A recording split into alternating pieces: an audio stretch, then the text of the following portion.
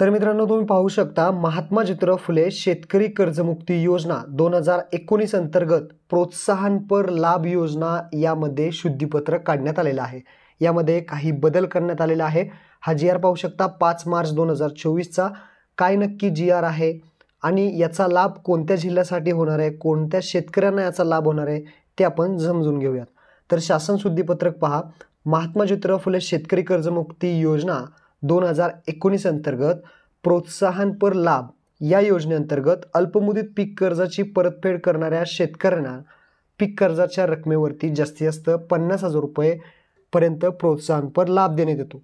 तथापि कोल्हापूर जिल्ह्यातील जे काही ऊस पिकांसाठी एका वर्षात 2 वेळा पीक कर्ज घेऊन योजनेच्या निकषानुसार त्याची विहित मुदतीत परतफेड करणाऱ्या शेतकऱ्यांना सदर योजनेचा लाभ मिळण्याबाबत हा जी आर आहे। म्हणजेच कोल्हापूर जिल्ह्यातील जे काही शेतकरी आहे त्यांनी ऊस पिकांसाठी एका आर्थिक वर्षात 2 वेळा पीक कर्ज घेतलेलं आहे, तर त्यांची मुदतीत परतफेड केलेली आहे अशा शेतकऱ्यांना या 50,000 रुपयाचा लाभ मिळणार आहे।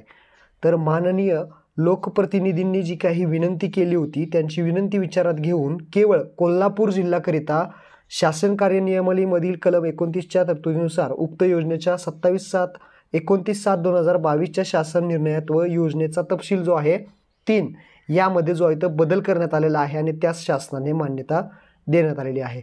हे फक्त कोल्हापूर जिल्ह्याकरिता करण्यात आलेलं आहे, हे सुद्धा सांगण्यात आलेलं आहे। आता यामध्ये कशा पद्धतीने त्यांना 50,000 रुपये मिळतील ते सुद्धा खाली योजनेच्या तपशीलमध्ये सांगितले आहे।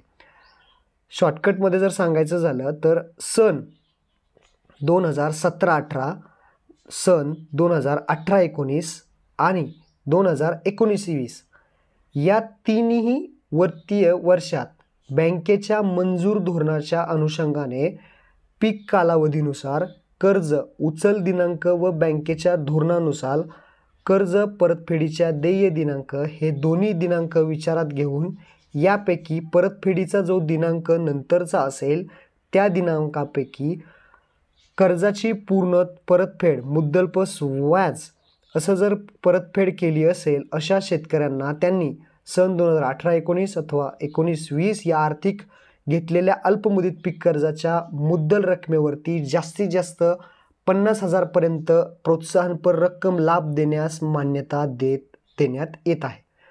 तर जे शेतकरी आहेत त्यांना आता 50,000 रुपयापर्यंतचा प्रोत्साहनपर जो लाभ आहे तो मिळणार आहे। आणि तसेच सन 2018-19 अथवा सन 19-20 या वर्षात घेतलेल्या त्यांनी पूर्ण परतफेड केलेल्या अल्पमुदत पीक कर्जाची रक्कम रुपये 50,000 पेक्षा जर कमी असेल तरीसुद्धा शेतकऱ्यांना त्याचा लाभ मिळणार आहे। तर अशा पद्धतीने हा जी आर त्यांना मान्यता देण्यात आलेली आहे। लवकरच आता कोल्हापूर जिल्ह्यातील ऊस पिकांसाठी जे काही शेतकऱ्यांनी कर्ज घेतलं होतं आणि ते पूर्णपर परतफेड टायमिंगवरती केलेलं आहे अशा शेतकऱ्यांना याचा लाभ लवकरच त्यांच्या बँक खात्यामध्ये जमा होणार आहे। त्याची यादी जी आहे ते लवकरच प्रसिद्ध करण्यात येईल।